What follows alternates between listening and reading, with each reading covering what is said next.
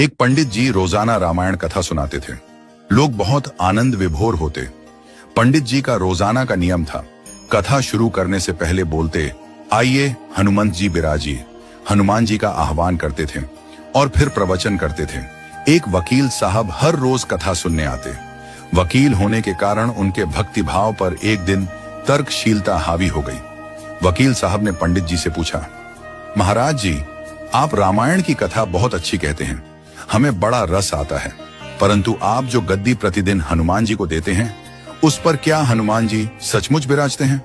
पंडित जी ने कहा, हाँ, ये मेरा व्यक्तिगत विश्वास है कि राम कथा हो रही हो तो हनुमान जी अवश्य पधारते हैं। वकील ने कहा, महाराज, ऐसे बात नहीं बनेगी।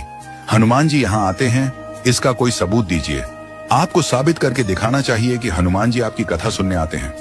महाराज जी ने बहुत समझाया कि भैया, आस्था को किसी सबूत की कसौटी पर नहीं कसना चाहिए, लेकिन वकील नहीं माना।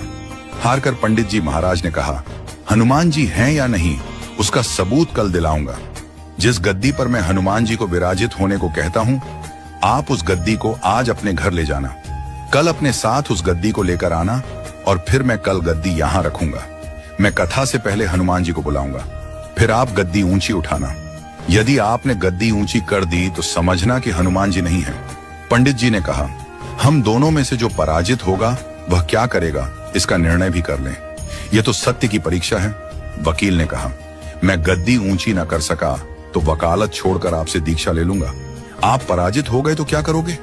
पंडित जी ने कहा, मैं कथा वाचन छोड़कर आपके ऑफिस का चपरासी बन जाऊंगा। अगले दिन कथा पंडाल में भारी भीड़ हुई। जो लोग रोजाना कथा सुनने नहीं आते थे, वे भी भक्ति, प्रेम और विश्वास की परीक्षा देखने आए। काफी भीड़ हो गई, पंडाल भर गया। श्रद्धा और विश्वास का प्रश्न जो था, पंडित जी और वकील साहब कथा पंडाल में पधारे। गद्दी रखी गई। पंडित जी ने सजल नेत्रों से मंगलाचरण किया और फिर बोले, आइए हनुमंत जी विराजिए। ऐसा बोलते ही पंडित जी के नेत्र सजल हो उठे। मन ही मन पंडित जी बोले, प्रभु, आज मेरा प्रश्न नहीं बल्कि रघुकुल रीति की परंपरा का सवाल है। मैं तो एक साधारण जन हूं, मेरी भक्ति और आस्था की लाज रखना। फिर वकील साहब को निमंत्रण दिया गया, आइए गद्दी ऊंची कीजिए। लोगों की आंखें जम गईं। वकील साहब खड़े हुए। उन्होंने गद्दी उठाने के लिए हाथ बढ़ाया, पर गद्दी को स्पर्श भी न कर सके। जो भी कारण रहा, उन्होंने 3 बार हाथ बढ़ाया, किंतु तीनों बार असफल रहे।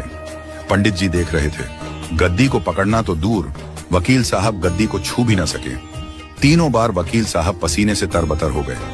वकील साहब पंडित जी महाराज के चरणों में गिर पड़े और बोले, महाराज